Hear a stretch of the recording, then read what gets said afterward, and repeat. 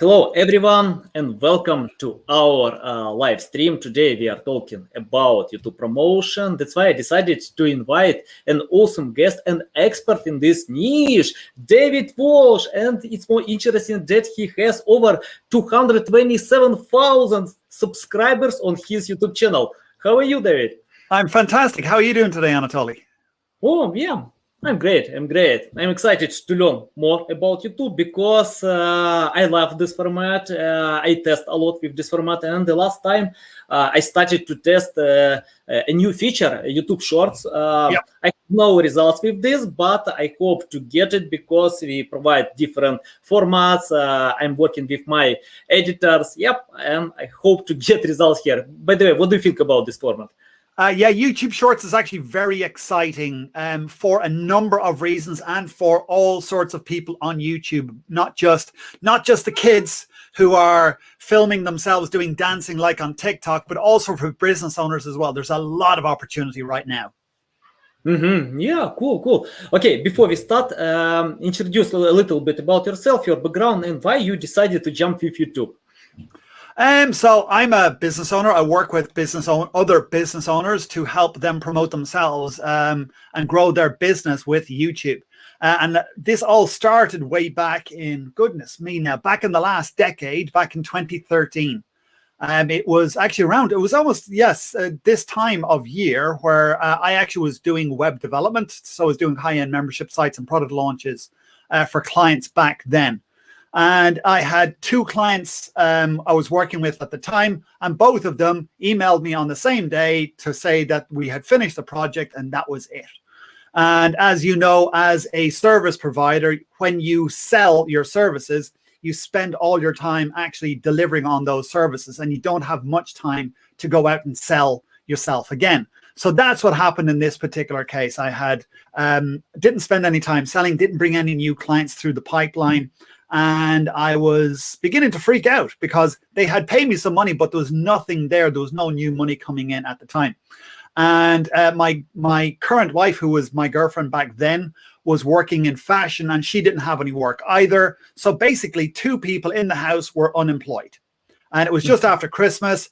January is the most expensive month of the year because you got all your Christmas bills and all of that sort of thing. So I was beginning to freak out. So I got into a little bit of a depression. Mental health wasn't great back then. And one day, Lena said to me, I was lying in bed, sort of wondering, how could I let this happen to me? All of these sort of negative thoughts were festering in my mind. And she just came in the bedroom and said, look, get up, go for a run, do something. I know you, just get out of your head and just get out and do something. So I did put my running gear on, went for a run. And as I was running, I had these questions in my head. How could I let this happen? How could it be so stupid? But as I was running and as the oxygen got into my body and the endorphins began to kick in, I began to ask better questions. So I was asking, okay, so what can I do about this particular situation? How can I turn this around? And then I asked a better question and said, well, what did I do before that brought in clients? And that's when the light bulb went off. I had realized that I had put 4 videos up on YouTube, and those 4 videos had brought up 4 clients to me into my business. And that was worth about $10,000 worth of business. So once I had this realization, I quickly turned around, ran straight home and says, honey, I know exactly what we need to do. So it was at that point I decided to just go all in on YouTube. And I couldn't do more of the membership sites and product launches because I knew that was not going to be, I couldn't keep doing that for 12 months. And that's, if you're watching this, make sure to write that down, that you have to be able to sustain the content that you start creating. And I knew I wasn't going to be able to do that. I could do about 10, maybe 15 videos, and then I'm just doing the same thing all over again. So I looked at the lay of the land at the time, and there was no one really talking about how to use YouTube. There was 1-2 people at the time, so I thought, there's an opportunity here. So I decided, right, I can do this YouTube thing because they're constantly changing the platform. Things are updating on a regular basis, and I can create content till the cows come home. So on February 19th, 2013, I uploaded my first video and on how to YouTube, and I got to 10,000 subscribers in 10 months and then 100,000 subscribers in 3 years. So that's my particular journey with YouTube. And as you said, today we've got 227,000 subscribers. Yeah, great. I love your story. Yep. I see that storytelling style is the best, and yeah, you use the style, and I see that you are super active on YouTube and consistent in your way to create content, to provide a lot of streams. Tell me about consistency. What do you think if you want to jump with YouTube? It's a crucial element to be consistent, or it's better to think about quality? No, you have to be consistent. 100%. It's actually, if you're not consistent, don't even bother. And that's not just YouTube, but any platform. If you can't be consistent, if you just want to throw up 5 videos today and do nothing for 6 months, forget it. You're not going to be a success. And it's not just YouTube, as I said, it's any social platform. But consistency is key with YouTube because it takes, once you start uploading, it takes time for YouTube to start indexing your channel. And from an SEO perspective, this is vital. So if you're getting indexed means that you Google, not just YouTube, but also Google as well, are indexing your content. They know where to put you in both the YouTube and the Google search engine. And you have to show up. You have to let YouTube know, yep, I'm here for the long haul. Yes, I'm going to put up consistent content. Yes, I'm going to put up high quality content.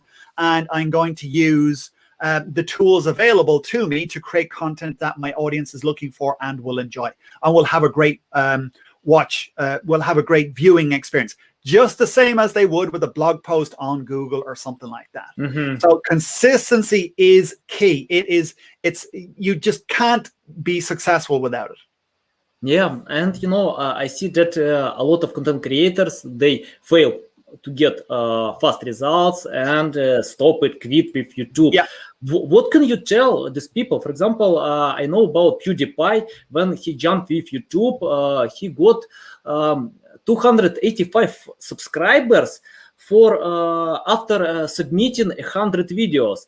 For example, Mr. Beast submitted videos over a year and got first 1,000 subscribers. Yeah. Can you tell more about testing, consistency, and how to motivate yourself? Don't give up, something like this. Yeah, so those particular cases is much more than consistency. So what they were doing was uploading content, but it wasn't necessarily getting great traction. So they were still figuring out what it was that their audience really, really, really wanted. And when PewDiePie figured that out, that's when he went ballistic. When Mr. Beast figured it out, that's when he went mega ballistic. And if you see interviews with Mr. Beast, especially, he will tell you what YouTube looking for. Once he understood how YouTube worked, that's when he went from a couple of 100,000 to like millions, like tens of millions of subscribers. So it's not just consistency. Consistency helped him get to the point where he totally understood the YouTube platform. And consistency was actually the sort of the workout he needed to be able to get there, understand how YouTube worked, but also understand the content and understand the content creation process so that he knows how to create the content that his audience really, really wanted. And PewDiePie is the exact same. And anybody who is a major success on YouTube typically has a similar story or has a similar lead up to their success. It's like sometimes it takes 10 years to be an overnight success. So for them, it took a couple of years for them to get to the point where they actually just they skyrocketed off to YouTube oblivion and no one could touch them. Yeah. I see on your channel that you stream a lot. Yeah. Yes. I don't know, perhaps it's your loving format because I test different formats, and for my Russian channel, it works perfectly fine. We get a lot of clients with this format, but we also provide a lot of video editing and chase some evergreen content, because Yeah, YouTube is the search system as well. You can get a lot of views and traffic when people search for your content. And exactly. we have high positions with high volume keywords in the Russian direction. And can you tell which format is better, streaming or evergreen content or trends, for example, when you provide some breaking news? You need all of them, to be honest with you. Like you Mm-hmm. can get away, like if you're going to pick two out of those three, it's the evergreen content and your live streams. You can get away without the trends. The trends are going to give you a big boost, but in a short space of time.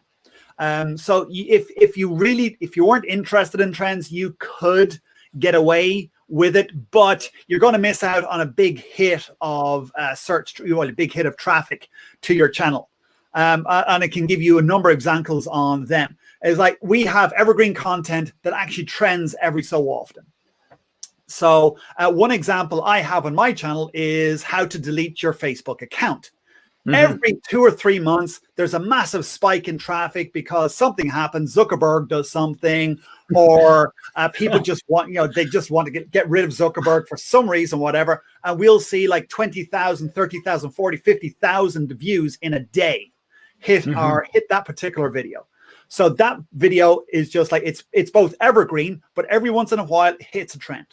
A trending video that was also doing phenomenal now that turned into an evergreen video for us is how to set up a Zoom account. So Mm-hmm. obviously with lockdown, the whole world and their dog turned to Zoom to do their meetings. So I did a video on that. I saw it was a trending topic. I saw people had put up a video. It would got like 200,000-300,000 views in like a month. So I thought this is a good topic. So put my video up and all of a sudden, boom, we went top of the search, and it's actually #1 on Google right now for how to set up Zoom. So we get phenomenal traffic. So that's how we turned a trending topic into an evergreen, and an evergreen topic into a trending topic. Now with live streams, those can go evergreen if you select the right term and the right keywords and stuff like that for your title. Those can go evergreen as well. But we use live streams to connect with our audience. It gets great watch time, which is the currency on YouTube. So we will use all three on our channel.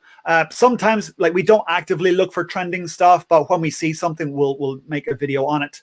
But we typically will do like a lot of evergreen content. And luckily or unluckily, whatever way you want to look at it, YouTube is changing the whole time. So I can make a video, and in 3 months, YouTube will update their system, and I have to remake the video because how you did that particular thing has changed.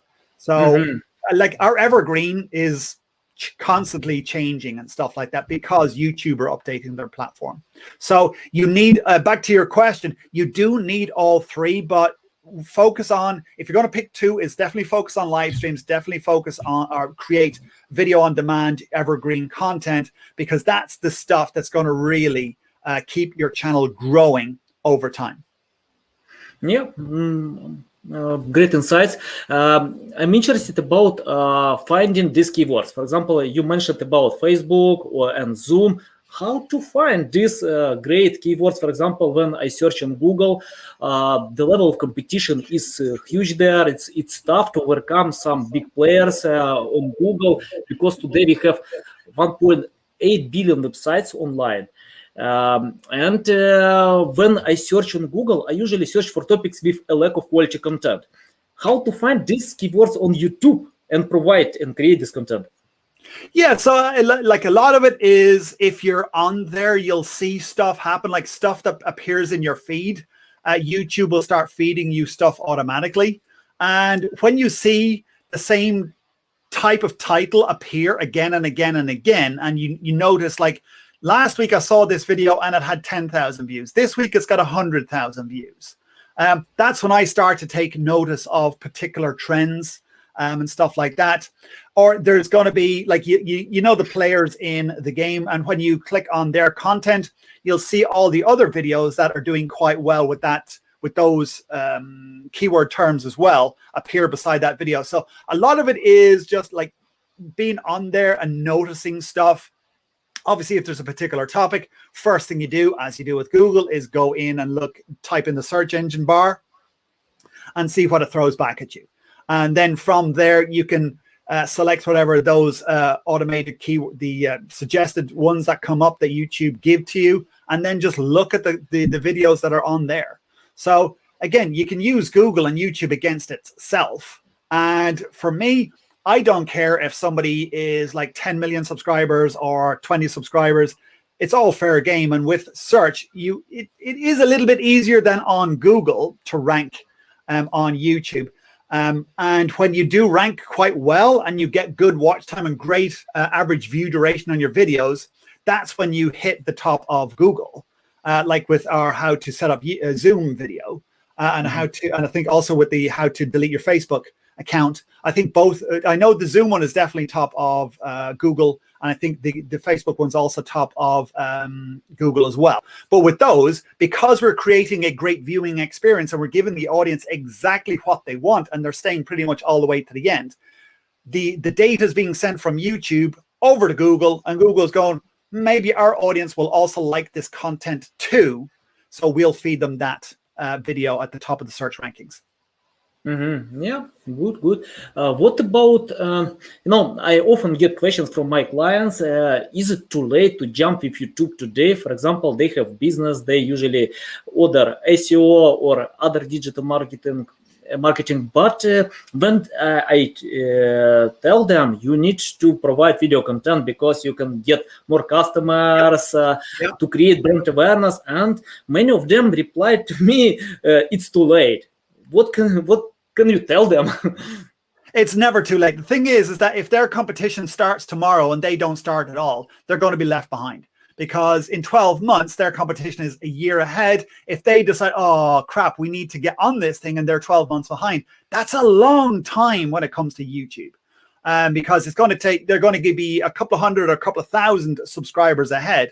And once they get that subscriber momentum, and they have a base of viewers on their content that watch their videos a couple of thousand or 10 or 20, 30,000 times every time they upload a video, then they're going to be left behind. Because as you said before, it's like when you have subscribers, you get more love juice from YouTube because you've helped them create a community around your content. And so if they're left behind and they're trying to just do the SEO thing and all that sort of stuff, and they're not creating an actual subscriber base and an actual proper YouTube channel, then it's going to be way more difficult. It will be over for them if they don't start doing stuff today. Yeah, got it.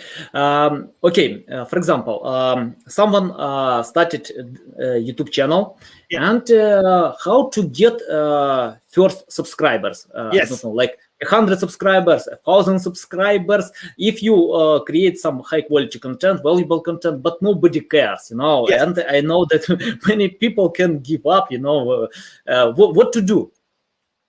Well, then you have to look at what your call to action is on your videos. If you have other YouTube channels in the exact same space you are, and they've got 10, 20, 30,000 subscribers, then you're doing something wrong. So you need to tell your audience to subscribe.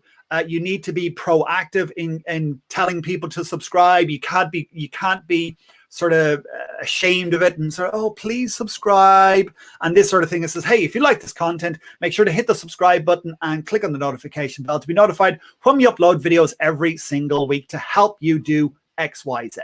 So you give them, so in that little sentence right there, I've given them the instruction to subscribe. I've also given the instruction to hit the notification bell, and I've also told them I upload videos every single week that has a benefit. So just in that like 5, 6, 7, 8 seconds, I've given a lot of information. So if you're not doing all of that in your call to action, then people aren't going to subscribe. Yeah, got it.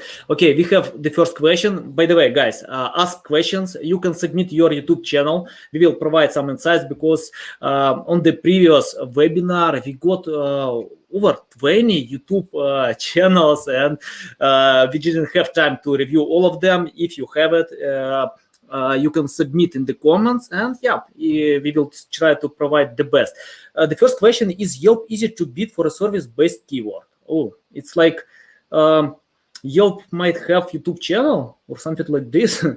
Okay, we can convert this question. For example, if you have some big competitors in your niche, how to overcome them, to provide much better content, or to think more about promotion, your insight. Yeah, so if you are starting out on YouTube and you have some like 800-pound gorillas in your space, then don't be disheartened is number one, because everyone has to start somewhere. I wasn't the biggest person when I started on YouTube. I'm not today, but we're doing something about that. So I don't care if there's people bigger than me or whatever. There's always going to be somebody who comes up that beats the competition. So that's number one. It's just mindset. So don't worry about that. Second thing is that search is a great place to start. Is a great place to start when you're uploading content first on YouTube. So you can take your competition's best performing videos and make a version of your own. Very easy to do. So when you upload content that's newer than your competition's, you have what's called recency to your advantage. And you know this with the SEO content too, is that when your content is younger than, say, they've got a video that might be 3 or 4 years old, you create your version of that. And when somebody does a search for that particular piece of content, you can rank above them because your video is newer. And when you're creating a great viewer experience and when people are staying on your video for a long time and you're sending people to more videos, i.e. you're keeping people on the YouTube platform, then YouTube are going to promote your video even more for that particular keyword term, but also for the associated keywords too that go with that particular search term. So don't worry about the competition. We all have to start somewhere. Just start is really what you need to do. Yeah. Look at your competition. You recreate what they did well in your style and make it better if you can, but don't be afraid of it. Okay, got it. We have the next question from Sharon. Best place to find relevant keywords, any tips?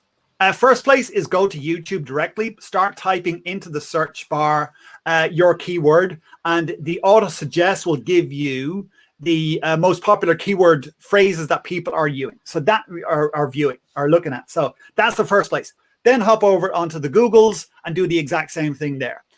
Go look at the Google keyword tool, and you can get an idea for search volume on Google. It's related on YouTube, but not exactly the same. It's not a direct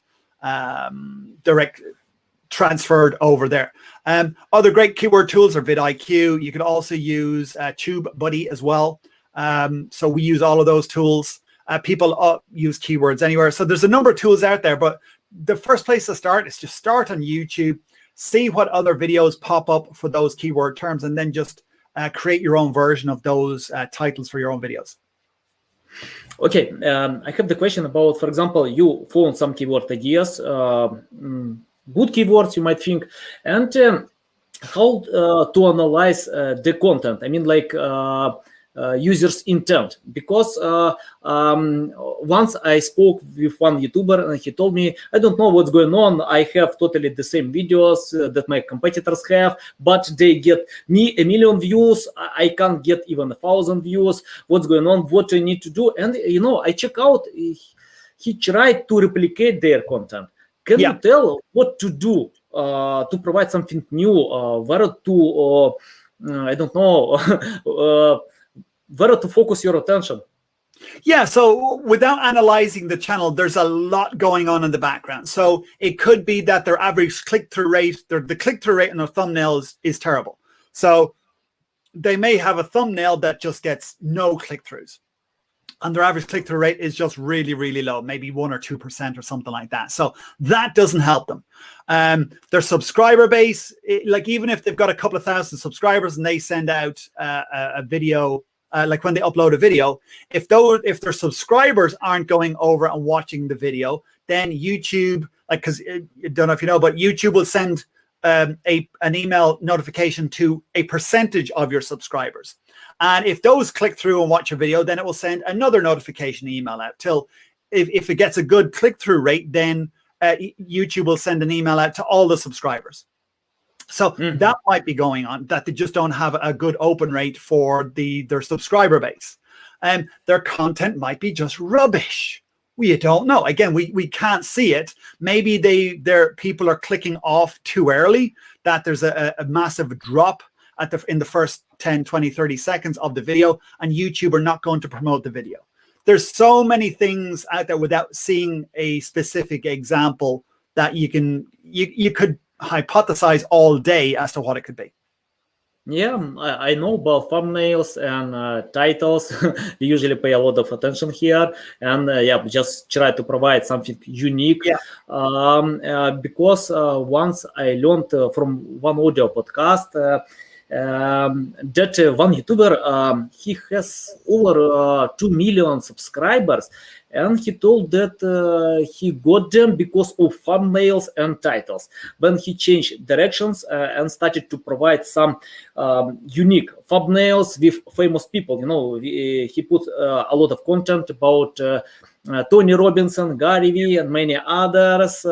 And he told that his success depends on his thumbnails and titles because people want to click to this content. Can you tell how to create such awesome thumbnails, and if you want to write some titles, where to pay attention?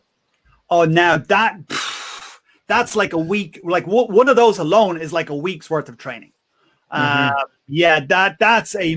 it's very difficult to be able to answer that in a quick interview like this because there's so many things involved in that. Some quick tips is we always recommend that you put the picture of whatever it is, you or whatever, on the right hand side, and any text you're going to put on the left. Because YouTube puts any their overlays, like the length of your video, all that sort of stuff goes on the right. So you don't want that covering out any text, any valuable text that you have in your thumbnails. Use minimal text as well. The least amount of words that you can use on there, the better. Look at the camera as well. If it's you and you're looking at if your face is on the thumbnail, look at the lens, look directly down the lens as well. It's been shown that eyeball, like looking into the person's eyes, will dramatically increase click-through rate. Use colors that stand out. Don't use the same colors as everyone else. Make sure that you've got a color that stands out from your competition as well. With your with your titles, have something that has your keywords in there and put your main keywords at the very beginning. I see a lot of people where they will go, a walk in the country, episode 72 is the first thing they put at the beginning of their title, instead of I fell down a well today, or something that's going to grab the attention of the audience, or an alien said hello in the mountains. Something like, something that's going to grab the attention. You need to put that right at the beginning, or your main keywords if you're using your video for SEO. Put that right at the beginning, and then put your episode number or any other stuff that's not really going to get you traffic at the end. Yeah, in my titles, for example, I usually test with numbers, brackets, and different titles. Especially, I can do it for my Russian channel. For example, once I changed my titles and my video was ranked much better, higher, because I think click-through rate is an important algorithm. Yep, absolutely, it's one of the top ones. Yeah. It's not like in Google. Okay, we have the question from Riot Haisani. I'm sorry if I can pronounce correctly your name. Are subscribers in some countries worth more, less than others? Not necessarily subscribers, but viewers. They are definitely worth differing amounts in different countries. So the top value subscribers are US, UK, Australia, Canada, those sort of countries, because that's where the advertisers will pay more. So it's not necessarily subscribers, but viewers. Now, if you can get subscribers from those countries, even better. But it's viewers who watch your content. And even if you've got a service as well, that's where, if you're trying to convert your subscribers into customers, then yes, your subscribers are worth more in different countries. Absolutely. Yep. Okay. My team asks, how many subscribers in minimal count for small business account in YouTube? I don't know what they mean. Guys, please clarify the question. How many subscribers in minimal count for small business For small account? business account in YouTube, 0. No. Yeah, you know, I often see one interesting thing that some YouTubers have a lot of subscribers, like 10,000 subscribers, like my channel, but they have a lot of views. Yes. 10,000 views, for one video, a lot of comments, likes, engagement. But some YouTubers have 100,000 subscribers and low engagement without comments, likes. What's going on? So there's a number of things. It's like like a channel that might have, like, say, 10,000 subs, but there might be, like, each video might get 100,000 views. There's a number of channels like that. Sports channels, like football teams especially, are like that. So I know the guys at Arsenal Fans TV here in London. Like, they'll get a lot of viewers from Man United, they'll get viewers from Chelsea, they'll get viewers from Tottenham, but none of them are going to ever subscribe. But they want to watch what the content says about maybe the match or whatever, or trying to sack a manager or whatever. They'll watch the videos, but they will never ever subscribe. Kids channels is the same. Way back when you could have make money from a kids channel, because parents are just putting the iPad on, giving it to the child, and the child is just watching video after video after video after video. So there would be subscribers, like there'd be a 98% viewership from non-subscribers, and that was common with kids channels. So only 2% of people would bother to subscribe, even though they could get like 20 million views on a video. Up to 98% of them would be non-subscribers. So that's what can happen there. And on the other side, it can happen that people just create content. They start changing the content, and the subscribers just don't bother watching the content anymore because they've changed direction. They don't always unsubscribe. They're just going, or they've just changed the email address and they're not doing anything again. So there's a number of reasons for those things. How to force them to subscribe to channel? You can't force them. You can't go around the house with a big stick when they're watching them on your phone or whatever, and you can't force them to subscribe. What you do is, like I said earlier, tell them to subscribe, give them when you upload your content, and also the reason to subscribe as well, and just keep doing that on a consistent basis on every single video. And just show that you on your live streams, you can call out, you can give shout outs to your subscribers, you can give shout outs to comments. So create a community around your content is the best way to get people, to invite people to subscribe instead of trying to force them to subscribe. Yeah, got it. Okay, what do you think about promo in your video? Because I learned from one YouTuber, and he told that you don't need to use any promo because you can lose some people who will watch your video, because if they see the same promo many times, they will avoid watching in the next time. Any suggestions to use promo or not? Because I see even big channels use promo. It depends on personal preference. Like, we don't, we just get straight into the content. Like, we don't really do that much with our clients either. If they want to have a promo on there, it's fine. It depends on your audience as well. If your audience is burned out from promos, then we definitely recommend that you don't do it. Like, if all the big players in your space are not using promos, don't bother. It doesn't add value really. That's why we dropped it. It was just like an extra 5 seconds of so we don't do it on our videos anymore. We get straight into the content. Like, we recommend with our clients and customers to just get into the content as quickly as possible. Again, it goes back to a better viewing experience. Promos don't necessarily create a negative viewing experience, and if your audience loves you, then they won't mind a promo. But if you're trying to attract new people, especially, then I wouldn't really bother with it. Okay. The next question about retaining the audience. It's crucial on YouTube. Yep, when you Yes. can, when your audience keep watching, and over 80% of users skip watching after 15 seconds. Yep. How to hook them? How to catch their attention? And I don't know, to force to watch the whole video. You like forcing people to do stuff on it, don't you? You just want a big stick and go, watch my videos. You just watch it. Yeah. So, well, I'll get, you can't force anybody to do anything. It's far too easy today for people to pick up their phone. If they don't like the video, they're just going to go swipe and they're gone. So that's where you have to invite and entice people to watch your content, because you can't go around everybody with a big stick and a totally, no matter how many times. So the thing is, again, have a great thumbnail, have a great title on your video. But most importantly is that the content in your video fulfills on the promise of the title. If you've got like a great title for your video, you need to make sure that whatever you promise in that title is fulfilled in that video. Because if it isn't, that's where they're going to drop off. They're going to say, screw you, and they're never going to come back to your channel again.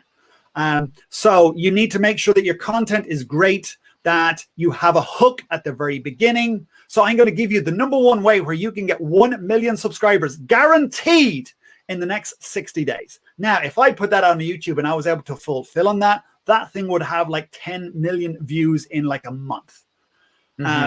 So, and again, as long as I was able to fulfill on that particular promise and give content and step-by-step instructions that people could do that, then that's how you will entice people to stay and watch that video all the way through to the end.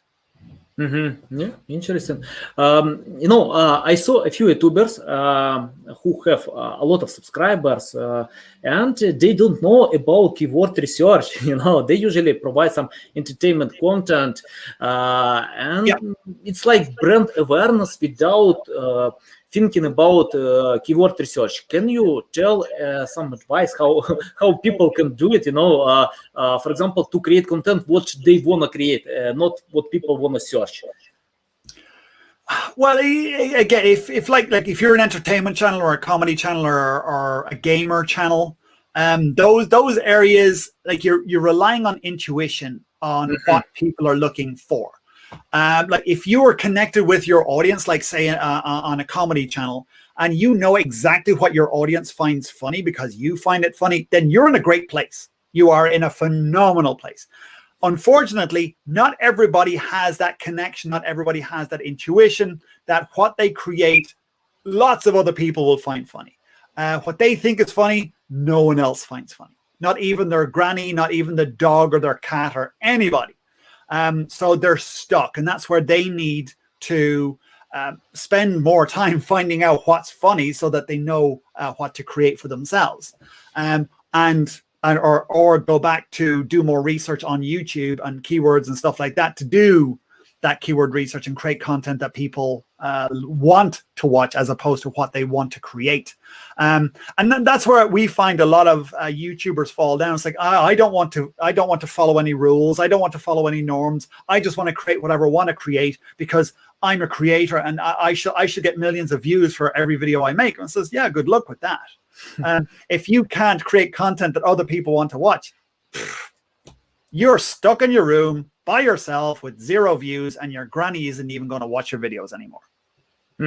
Okay. Thanks for insights. The next question, right? Hi, Sunny. Another quick question. On average, how much does a channel get paid per view in the UK? Per view, it's like nothing. You get paid per 1,000 views. So again, it depends on the channel. It depends on your audience. And this is where we said, like, if you have an audience in the US or UK, predominantly from there, you're going to make more money than you are if your audience is typically in India or the Philippines or Africa or something like that. So it's like, how long is a piece of string? You could make $10 a month if you've got a decent channel, or you could make $10,000 a month if you're a decent channel. It depends on your audience, depends on your content, depends on how much content you upload. It depends on your click-through rate, your watch time, how many views you get in your videos. There's too many variables to be able to pick a figure. Thanks. What about descriptions? I see that some channels provide long descriptions with full explanations about the video. Others don't care, like a few sentences. That's it. YouTube analyzes descriptions to think, like to rank your content or not. Sort of, kind of. They're not as, they don't hold as much weight as they used to. Like descriptions and tags used to be very important 10 years ago, 8 years ago, it's 5 years ago. But now there's less and less emphasis on descriptions and tags. Like tags will probably not exist in the next 2 years on a YouTube video. There's less and less factors involved with tags. Descriptions still do hold some weight, and YouTube uses the title. The title is the big one from the metadata. The title is the big one. That's where YouTube gets most of its data from within the first 24 to 48 hours. Once you upload your video, then the AI kicks in. It sees how people react to the video, and if people react favorably, and you've got your right keywords and your title and stuff, then your video is going to rank and you're going to get more views from the search, and you're going to get more suggested as well. If you've got like filled out 5,000 characters in your description, you've got a great title, but people drop off after 10 or 15 or 20 seconds, it doesn't make a difference how long your description is. It's not going to hold weight because the viewing experience is not great. You might have good click-through rate, but if they're dropping off after 20 seconds, like if you have an 80% drop off after 20 seconds, forget it. It doesn't matter how optimized your video is. The viewing experience is really, really bad. So YouTube are going to drop you. So to answer your question, descriptions, put it like we do 2 paragraphs in the description. We do still deck out the tags, but we typically will put in like just our standard description after we put the first 2 paragraphs. So we will still put our keywords in the paragraphs because it's not necessarily for optimization. It's actually for viewing experience, because you get up to 140 characters shown underneath the video in search. So if you can give people a better idea of your video in that first paragraph, then it can help with click-through rate. Yeah, got it. Okay. The next question from Maxim: what's better, quality content or popular hype topics? Quality content will beat hands down every single time. How to measure quality? How to measure quality on YouTube? It's interesting. Again, if your average view duration is like 60-70%, you have quality content, big time. So if you can keep people on your videos for longer, you're going to get more views. You're going to get more suggested from YouTube. You're going to be ranked higher up. Your subscribers are going to go through the roof. You're going to get more shares and comments and likes and stuff. So yeah, it's going to work all around. Yeah, got it. Okay, how to YouTube combat viewer fraud? It's like bots and So yeah, YouTube have been working on this for years. Now their AI is getting even more and more advanced every single year. Whereas like back, about 5-6 years ago, like YouTube would do a purge of channels like once a year, and then the whole YouTube world freaked out because they lost a load of subscribers, but they were all dead channels anyway. Then it happened. It was like it went to twice a year. And then like I think 2018, 2019, you get like 3 or 4 or 5 a year. Now, almost every other month, you're going to get a purge of subscribers. And it's just a case that it's going to be more and more regular. And with it's the same with views as well, that YouTube are checking the views. They know when like they're like the technology that they use on Google, they use on YouTube. So, and we're going to see more and more updates on YouTube as well, because Google pretty much have the search engine nailed down at this stage. Like we don't need a panda, a pigeon, or a python, or a Pythagoras, or any other sort of animals on Google anymore. They're just making little minor tweaks. So now they can take that team and focus on the YouTube search engine, because people have gone from Google over to YouTube, and they're trying to game the system over there. So we're probably going to see more more updates in the search engine algorithm over on YouTube in this year, next year, and the year after, to try and bring that up to speed where the Google search engine is right now. So it's if you try scammy stuff, you're going to get found out eventually, unless you're constantly changing what you do, the locations, all of these things, which ends up being just a nightmare. Instead of just focusing on creating great, valuable content that your audience wants to see, that they'll come back and watch again and again, and they will share with their friends. Yeah, I agree completely. Don't play with this. If you wanna get results, just be consistent and exactly. Quality content with a great viewer experience. Yep. Okay. I'm interested about marketing techniques that YouTubers can use, to promote their videos. For example, for my Russian channel, when we submit a new video, we provide. We send a lot of emails, we share on social media, even we use Google Ads to get results. For my English channel, I have some LinkedIn community, I share my content on LinkedIn and comment on other channels. What techniques can you suggest, for small YouTubers? So the simple things, like, as you said, share on every single platform that you've got. And there's even things like promoting your channel on your channel. People don't do that. Tell people, like I said earlier with my call to action, make sure to hit the subscribe button and click on the notification bell. We upload videos every single Tuesday and go live on Saturday. Tell people when you upload your content. And make sure to hit the subscribe button so you can grow your YouTube channel, and give them a benefit. People don't see that. They go, oh, hey guys, if you like my channel, make sure to hit subscribe, that sort of thing. And it's just too weak. And it's like, no one's interested in that. People are far too busy, unless you're a kid and you've got bucket loads of time in your life. So even like promoting yourself on your own channel, people don't do that. If you have a website, put your posts on a blog post so that you've got an embed which tells the YouTubes that this is valuable content. There is a share button underneath your video. Share your button on all those platforms there as well. Facebook, LinkedIn, Twitter, Blogger, Mixer, all of them. Share your everything there. Actively post your content on LinkedIn. Don't just put up posts, but create articles on LinkedIn and embed your video. And because on LinkedIn, if you're playing the LinkedIn game, your posts, not just your post, but you can use your videos, your YouTube videos, as sticky posts. And if you create articles, you can then pin those articles on your profile too. So make sure that you're just promoting everywhere as much as possible. If you are in a community on Reddit, say you've got a subreddit or something like that, post them in there. Reddit's a phenomenal place for YouTube and communities and stuff like that. Facebook groups, all that sort of thing. Just, again, it's not rocket surgery, but just promote.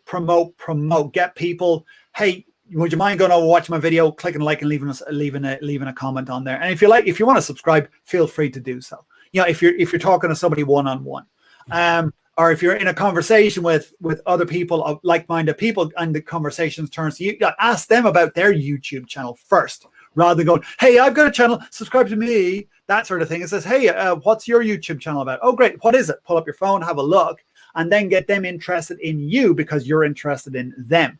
And then other people will start to reciprocate as well and follow your socials and you on YouTube too. So many things. Pick one, go with that, then do the next one, then do the next one, do the next one. You just have to be, again, consistent with your marketing as well, that you're helping get people onto your videos and getting views and subscribers. Okay, what about commenting? For example, when you comment on some popular channels, does it work? Provide results or not? We don't really do that much of it. Like the comments we do, we focus on our channel and our client channels. So we will reply to comments on our own channel. every once in a while, if there's somebody we want to connect with or a client wants to connect with, then if they have a live stream, we'll go on their live stream, we'll comment on there. So we've got that little bit of mind share. But from a commenting perspective, if you're smaller, it might help that if you're commenting and people see that, like I see that on my comment feed, that a number of subscribers, like a number of people who comment who are subscribers will start talking with each other. And then they get to know each other, and then they go and watch each other's channel, their videos and stuff like that. And particularly on live streams where we do have a lot of cross subscriber base on there, where people will go, hey, what do you do? Oh, I do this too. Oh, great. Let's have a chat. And then they go offline and they chat offline.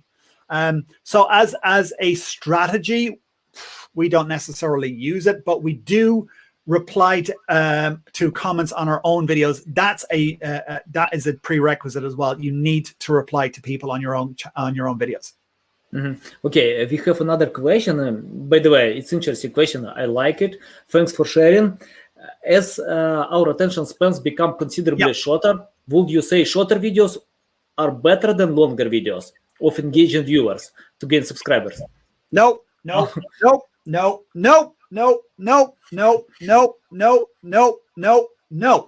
I can't say it often enough. YouTube is the home of long form content. Now, we haven't touched about shorts yet, which we need to do because I've got to go in 6 minutes. But YouTube is the home of long form content. If you are a gamer, you've probably been on a live stream for 1, 2, 3, 4, 5, 6 hours, and it seemed like minutes. So I understand, like Instagram has conditioned people to watch short form content, like 60 seconds, like stories and stuff, 60 seconds or less. LinkedIn is similar. The stats showed that like a 2-minute video, 2.5-minute video is really what people will watch. I would disagree. And Facebook, if you look at Facebook, the videos that they feed now are 9, 10, 11, 12, 13 minutes long. Why? Because they're trying to copy YouTube, and they're putting ads on the videos, and they're putting ads midway through the video as well, because that's how they're going to sell more ad space on their platform. So Facebook is actually conditioning people to watch longer form content, and they're trying to get more people from YouTube over there. TikTok is a different animal in itself, and we'll talk about that when we talk about shorts.